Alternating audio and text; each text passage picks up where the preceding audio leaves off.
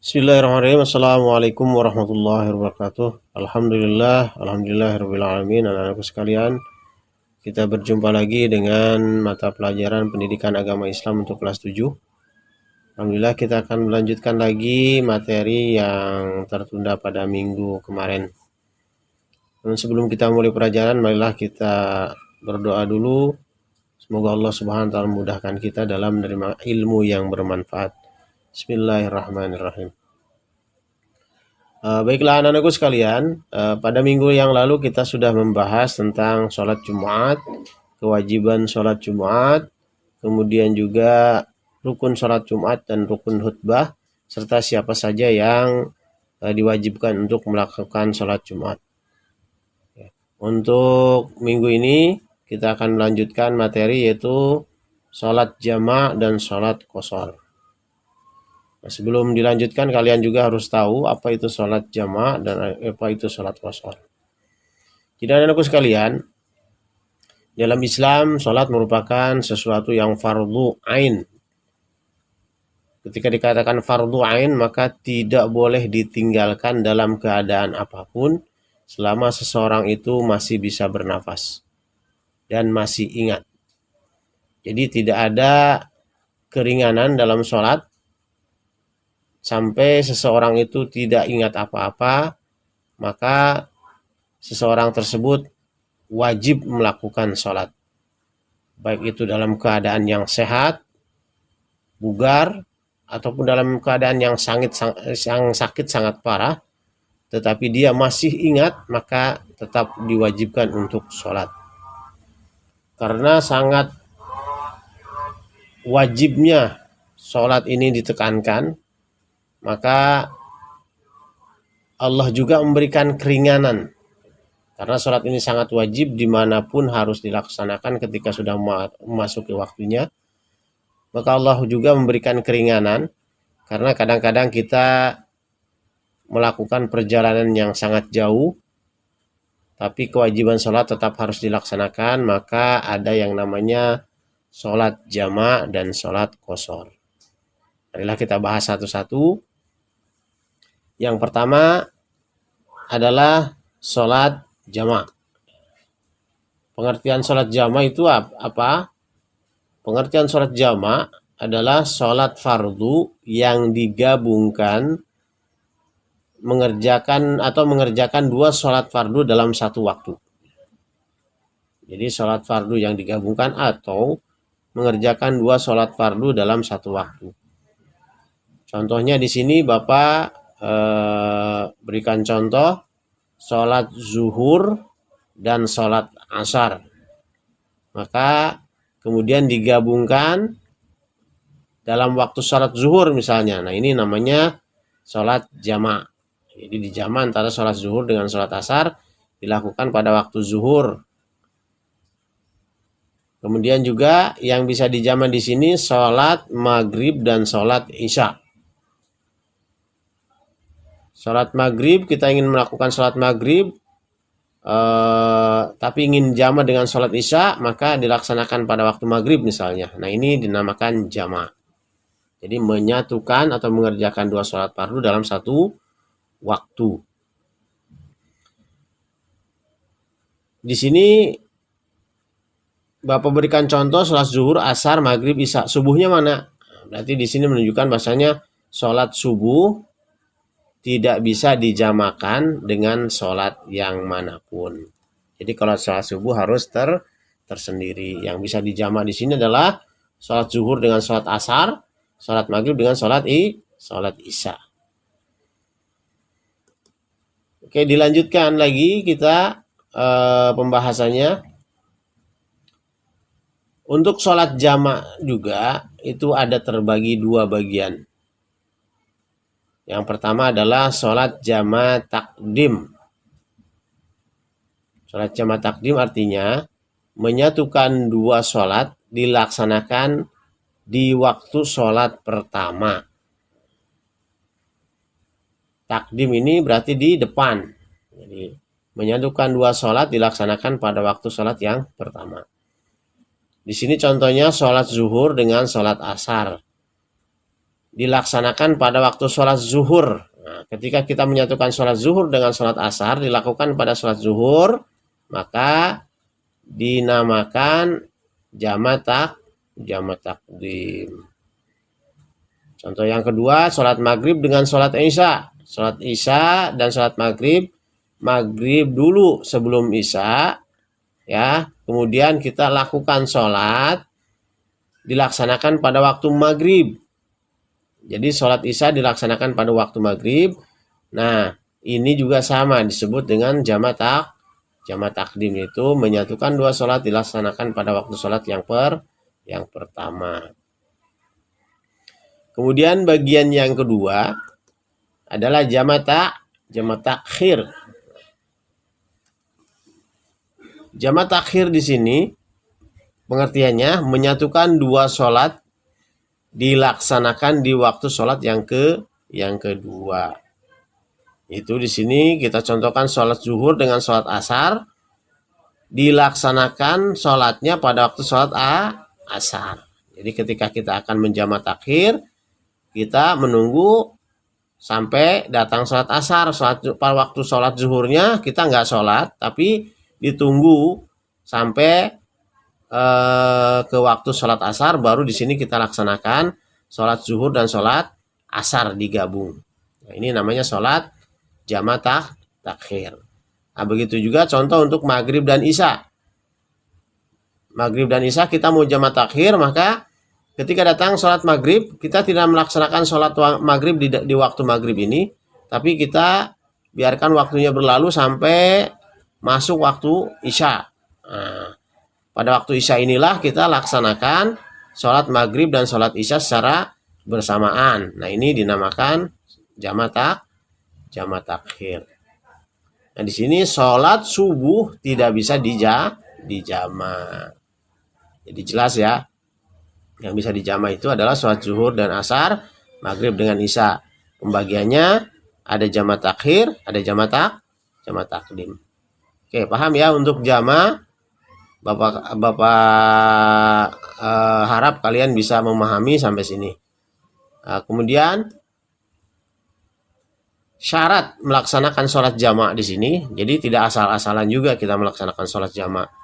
Yang pertama adalah sedang dalam perjalanan jauh, misalnya Jakarta Surabaya, sehingga kita tidak bisa melaksanakan sholat pada waktunya, maka kita diperbolehkan untuk menjamak sholat di salah satu sholat yang. Nah, untuk batasannya sendiri di sini sebetulnya batasan dari para ulama memberikan batasan untuk jaraknya kurang lebih 80 km, 80,640 km, karena pada zaman dahulu kalau misalnya perjalanan dengan onta ataupun dengan jalan kaki, maka ini bisa membutuhkan waktu 1 hari 1 malam.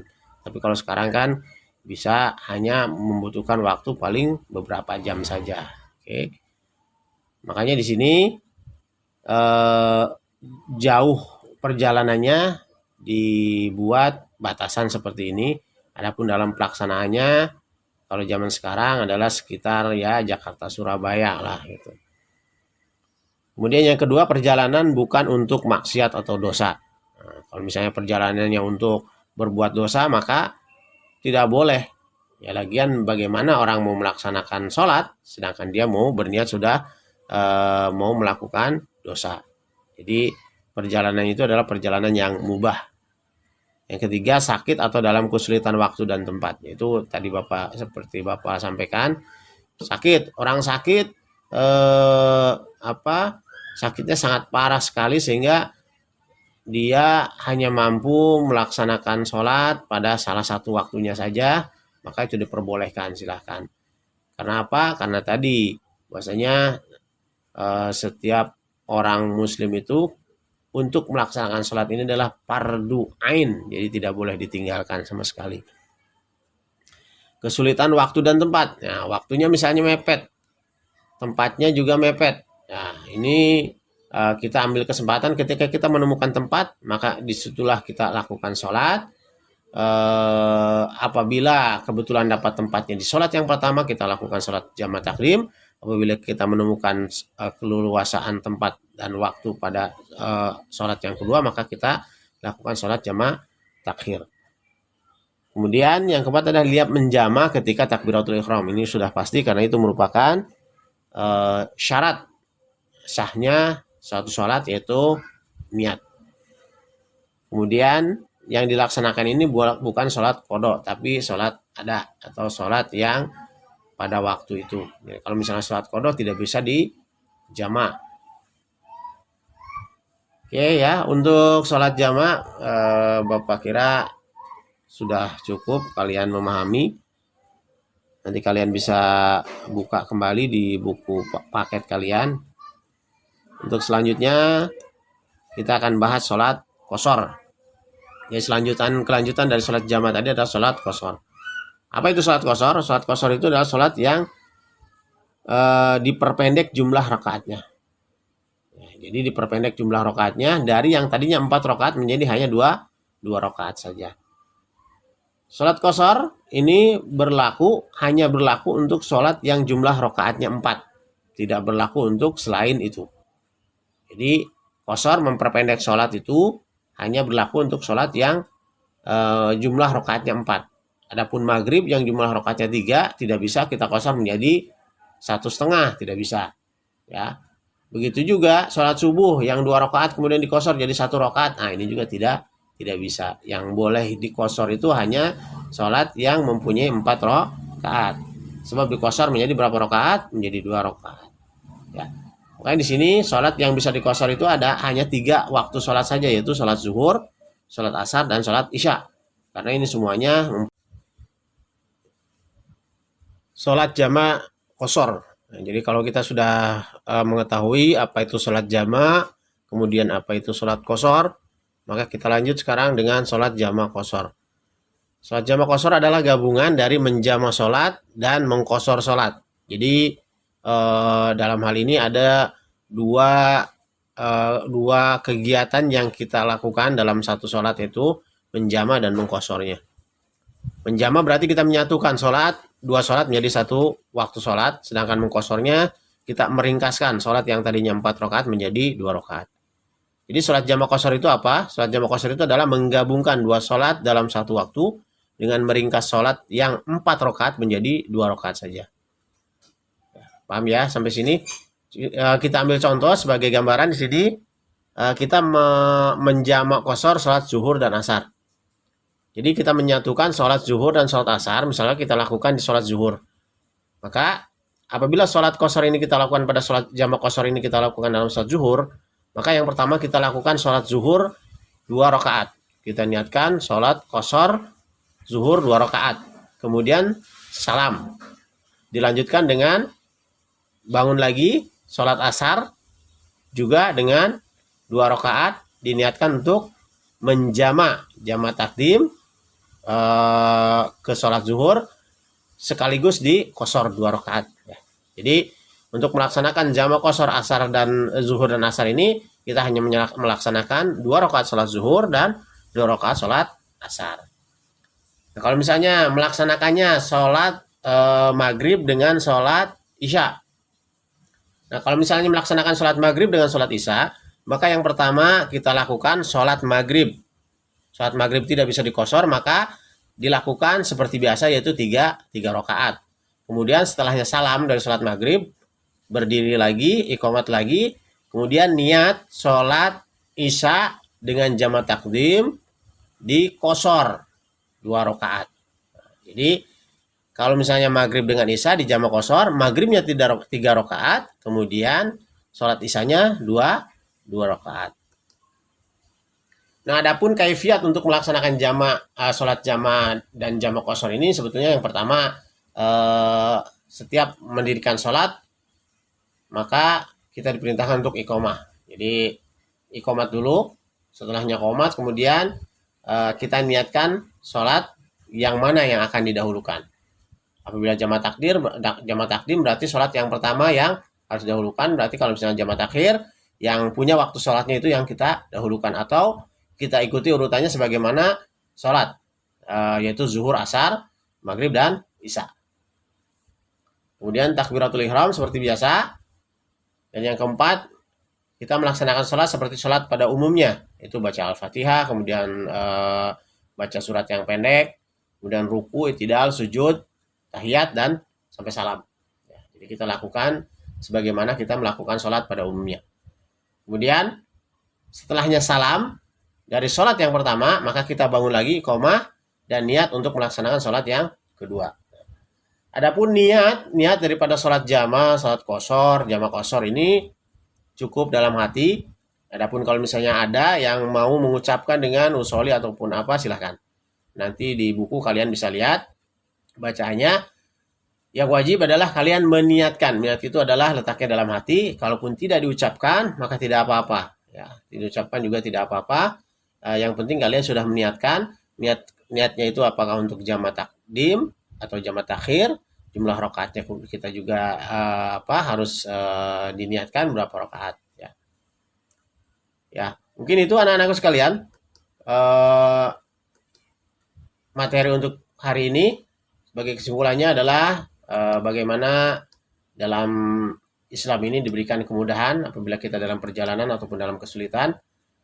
Sholat yang fardu dan tidak boleh ditinggalkan, Allah berikan keringanan kepada kita, yaitu bisa dengan menjamaknya, mengkosornya, bahkan dengan menjama dan mengkosornya. Mudah-mudahan kalian bisa memahaminya dan kalian bisa juga mempraktekkan dalam kehidupan sehari-hari. Demikian yang bisa Bapak sampaikan.